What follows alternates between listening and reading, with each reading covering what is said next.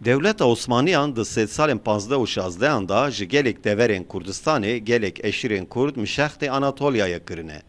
Di gel ev salên borî Kurdên Anatolya çand û kevneşopiyên xwe didin berdevam kirin. Yek ji wan jî çanda dawetan e. Tîma Rûdawê li gundê Gordoğlu an ji bi navê Tirkî Zincirlikuyu bû mêvanê daweteke.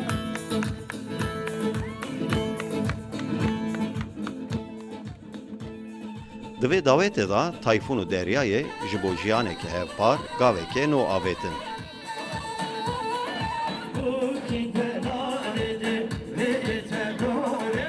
از 7 سالن لوانه لباجر وانه معلومات کمه این خانم مجی 3 سال بر و اوکاخ تایناخ در کدوانه ما ناو والا داوده ناس کر افده دی سالک درباز شنده من ری زواجه بو İşte sal kişinde me nişan kır sal kişinde. Joya sal kişinde jî piro davata me.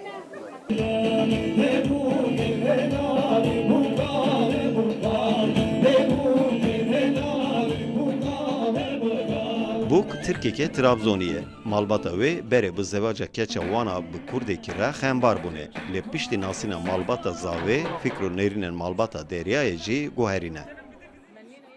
Ama tabii ufak tefek Gelo mirovna çawana, gelo çawana. Lewra ji me cudatirin. Fikreke wisa hebû, lê em çûn û hatin û me hevdû nas kir. Yanî di demeke gelekî Kurda, pêştaraza heyî jî bi dawî bû. Ji ber vê me ti kêşen nîne. o yüzden hiçbir sorun yaşamadık.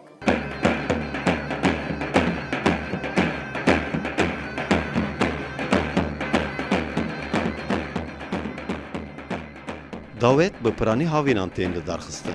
Divan mehan da gelek hunermend, daholvan û zirnevan ji Bakurê Kurdistanê tên û hunerên xwe pêşkêşî dawetên Kurdên Anatolyayê dikin.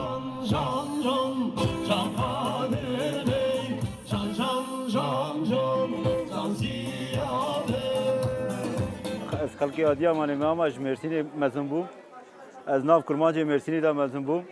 Ev der Anatolyayê kurmancê me êkê li vira dimînin em sezonluk tên vira. Ev însanana sala hezar sala 1996 em ê vir bibêjin em ê vê sezonê vir da tên vira. Apê aşîr heştê û heft salîye û temendirêjtirinê gund e. Di gel ku du dawetê da ji bo mêvanan xwerînên Kurdî hatibûn pêşkêşkirin, stran û govendên bav û kalan hatibûn gotin û girtin jî, disa jî ev bêriya dawetên kevin dike. 5 سال بر و 20 سال مکت کتا بیان میشکر مثل که خر خواست کس خواست میشه من ندو کسکش ندو بالا که جرنده لیوک ندو با کسکای نچه تشتی بنگ تو نبو شور ما بنگ گیرچر بو مال ها بو که هفته کی دوله دخست قام چه دلیستن گواندک شاندن چرت کرد این ناجی تا به به تمال تو بازم شب ناره نای بنگ باشخه مجبور bu tarihe karıştı. Ev davet di hemen rojê da bi dawî hat. Lê dawetên beriyên Kurdên Anatolyaya navîn heta çend rojan berdevam dikirine. Kurdên Anatolyaya navîn demeke gelekî dirêje ku li derveyê Kurdistanê di nava Tirkan da dijin. Lê disa jî ev asîmîle nebûne, ziman, çand û kevneşopiyên xwe parastine. Kemal Avcı, Rûdaw, Konya.